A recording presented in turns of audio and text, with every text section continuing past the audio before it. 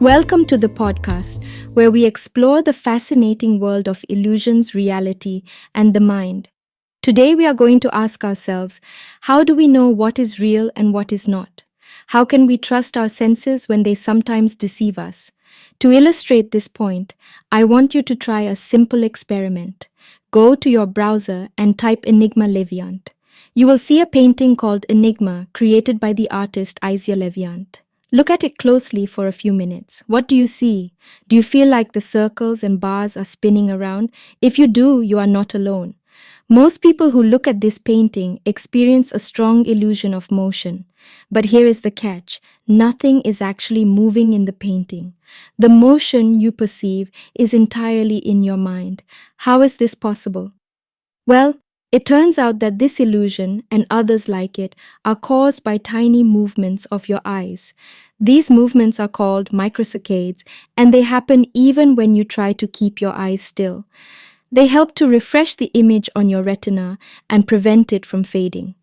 But sometimes these microsaccades can also create false impressions of motion. This is what happens when you look at Enigma. The pattern of circles and bars triggers microsaccades that vary in speed and direction, depending on the part of the painting you focus on. These variations are then interpreted by your brain as motion signals, even though there is no actual motion in the painting. This is what neuroscientists Stephen L. Macknick and Susana Martinez Conde discovered when they measured the eye movements of people looking at illusory motion displays. They found that the perceived speed and direction of motion matched the frequency and amplitude of microsaccades. They concluded that the origin of illusory motion is in the eye, not the brain. But what does this mean for our understanding of reality? If we can be fooled by something as simple as a painting, how can we be sure that we are not being fooled by other things as well? How can we tell the difference between what is real and what is not? This is the question that we will explore in this podcast, using examples from psychology, neuroscience, and philosophy.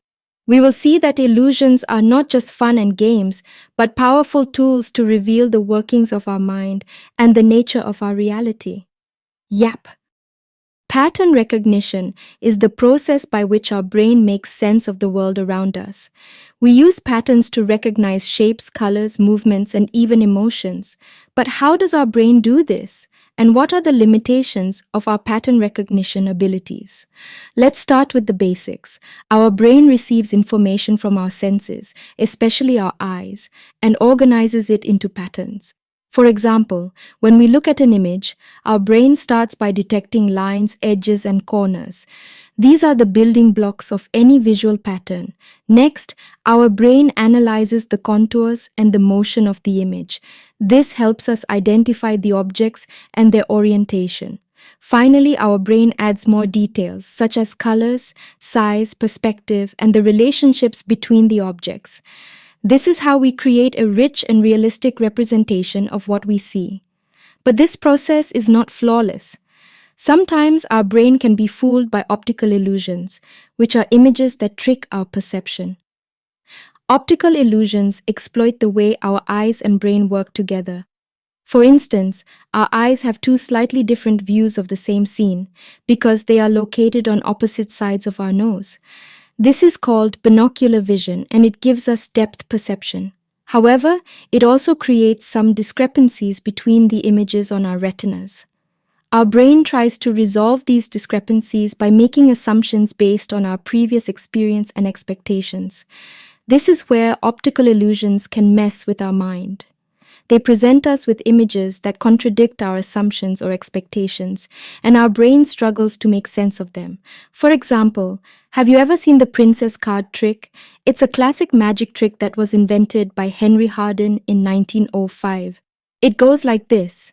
You are shown 5 cards and asked to mentally pick one. Then, the cards are shuffled and turned over. One card is removed and the remaining 4 cards are shown to you. Your chosen card is gone. How did the magician do it? The answer is simple.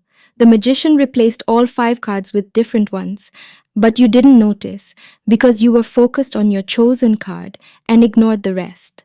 This is an example of change blindness, or the failure to notice changes in a scene. Change blindness happens when our attention is distracted by something else, or when the changes are subtle or gradual.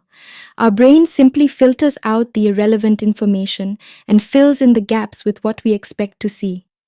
This saves us time and energy, but it also makes us vulnerable to deception. Change blindness is not the only type of pattern recognition error.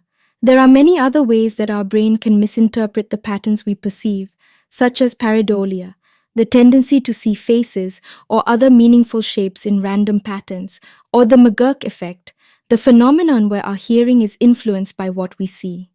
These errors show us that our perception is not a passive process, but an active one. Our brain is constantly creating and updating patterns based on our sensory input, our memory, our emotions, and our goals.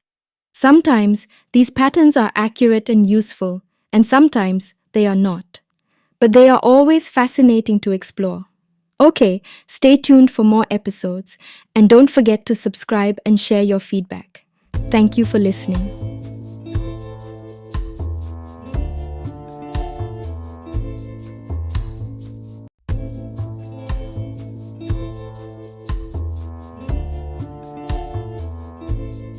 Change blindness.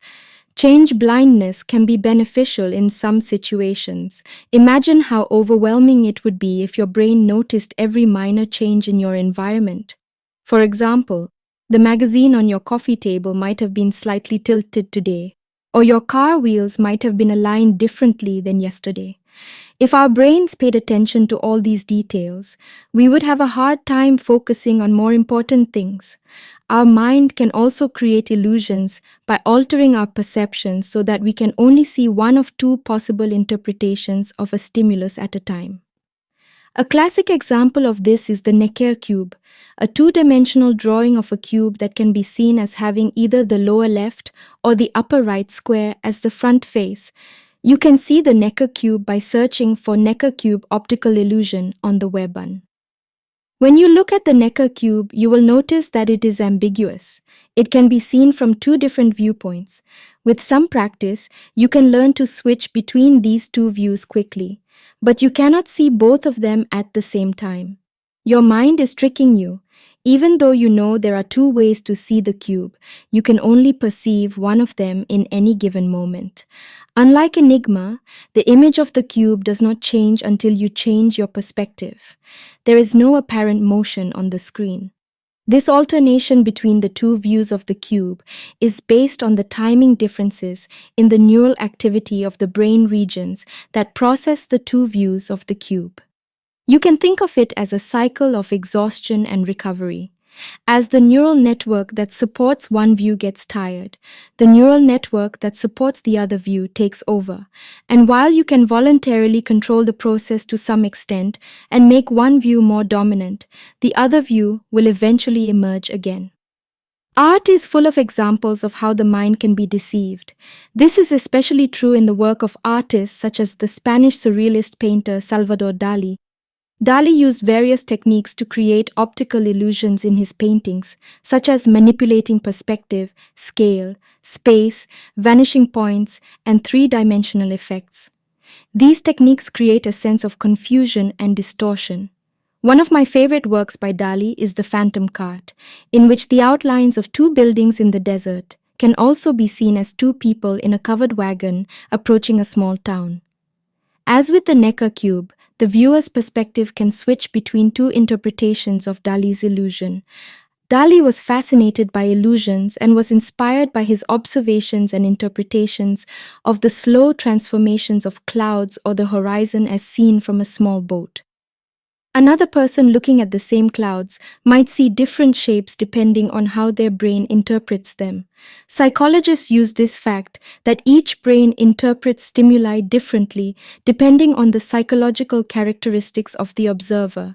In the Rorschach test, subjects look at ink blots of vague shapes and report what they see. Although the test is not widely used today because of its subjective nature and the challenges of interpretation, the Rorschach test is still a fascinating demonstration of how the brain perceives patterns based on the personality, culture, and experience of the observer. Our mind brain is often deceived by our own perceptions and judgments. These cognitive illusions stem from our challenges in assessing and reasoning with probabilities. Contrary to our desires and beliefs, we are not naturally rational beings. Mathematics, logical inference, and causal connection are not innate to us. Rather, we have to acquire them. Let me illustrate this with an example. Lisa is a vegan, a yoga instructor, a climate activist, and a fan of classical music. Question: is Lisa more likely to be a lawyer or a psychologist? If you chose psychologist, you were mistaken.